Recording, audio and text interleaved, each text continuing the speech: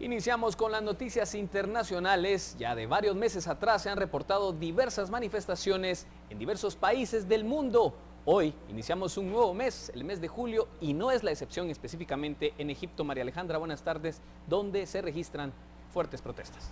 Sí, William, buenas tardes para ti, feliz inicio de semana, al igual que ustedes que nos sintonizan a esta hora. Iniciamos de inmediato con esta información.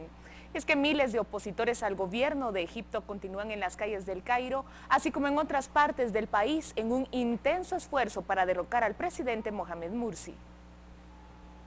Con banderas egipcias y retratos del mandatario tachados con rojo, las multitudes acudieron a la Plaza Tahrir en el corazón del Cairo y otros puntos de todo el país en donde convocaron manifestaciones. Los gritos de "vete" resonaban en la plaza donde surgió el levantamiento popular del 2011 que derrocó al presidente Hosni Mubarak.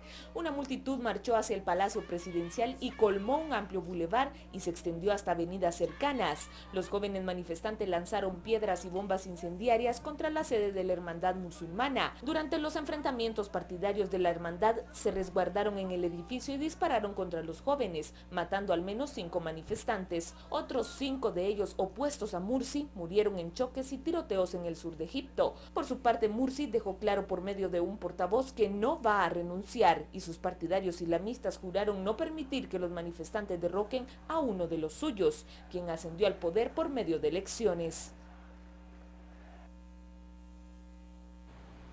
También en Hong Kong se registran protestas. Unas 50.000 personas manifestaron en contra de las desigualdades sociales y los altos precios de la vivienda y además para reclamar la implantación del sufragio universal 2017. Esta manifestación se dio en ocasión al 16 aniversario de la Revolución del Territorio Chino por el Reino Unido, que se celebra cada 1 de julio. Los manifestantes también exigen la renuncia del gobernador y que se efectúen reformas democráticas que les permitan elegir a su propio dirigente. La marcha anual de protesta se ha vuelto cada vez más popular en los últimos años, lo cual subraya el creciente abismo entre Hong Kong y el gobierno central de China, 16 años después de que la ciudad dejó de ser una colonia británica y regresó al control de Beijing. Este año los manifestantes desataron su ira contra la actuación del líder Leung Chun, designado por el gobierno central y quien ha estado involucrado en una controversia tras otra desde que asumió el cargo hace un año. Leung no fue elegido, sino fue seleccionado por una comisión de élites pro-Beijing y pro-empresas. El diario The Guardian reveló que al menos 38 embajadas extranjeras fueron sometidas a espionaje por Estados Unidos, quien justificó este hecho por amenazas terroristas. El diario se basa en documentos de 2007 y 2010 que le hizo llegar a Edward Snowden. Entre las misiones espiadas están las oficinas de la Comisión Europea en Washington y de la representación de la Unión Europea en Naciones Unidas, así como las embajadas de aliados tradicionales como Francia, Italia, Grecia, México, Japón, India, Corea del Sur y Turquía. Uno de los sistemas utilizados es conocido con el nombre de DropMire, que consiste en el implante de un artilugio en la máquina para enviar faxes cifrados en los locales de la representación europea en Washington. Varias autoridades europeas dijeron que las revelaciones podrían echar por tierra las negociaciones para un tratado comercial transatlántico que busca crear empleos e impulsar el comercio en miles de millones de dólares anuales en la que sería la mayor zona de libre comercio del mundo. Por su parte, el presidente ruso Vladimir Putin declaró que Edward Snowden se puede quedar en Rusia si deja de revelar estos secretos de seguridad nacional de Estados Unidos. Snowden se encuentra en un limbo legal, en una zona de tránsito en un aeropuerto de Moscú, a donde llegó desde Hong Kong. Estados Unidos le anuló su pasaporte. Un incendio forestal acabó con la vida de 19 bomberos y además destrozó unas 200 viviendas en Arizona, convirtiéndose en el incendio forestal más mortífero en Estados Unidos en décadas.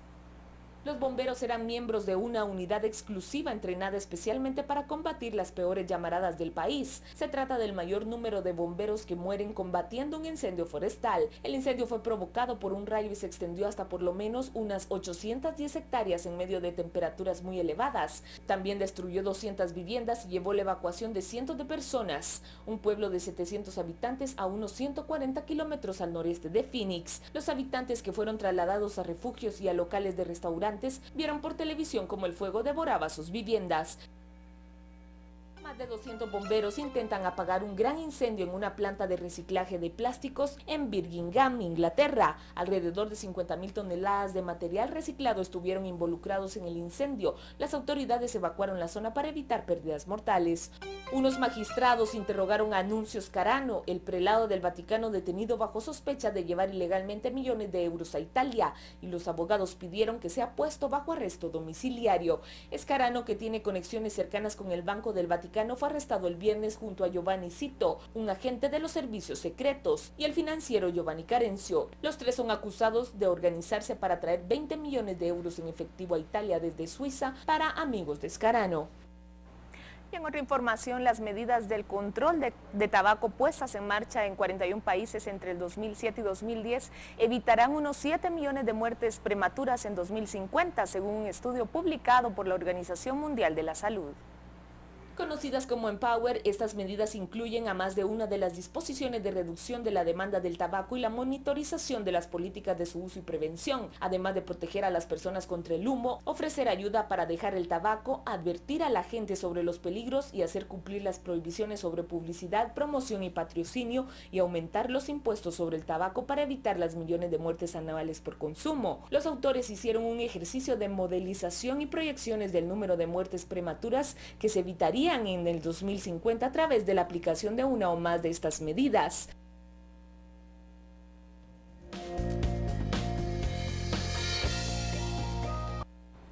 Hasta aquí con la información internacional. Los esperamos en nuestras siguientes emisiones de las 6 y 9 de la noche.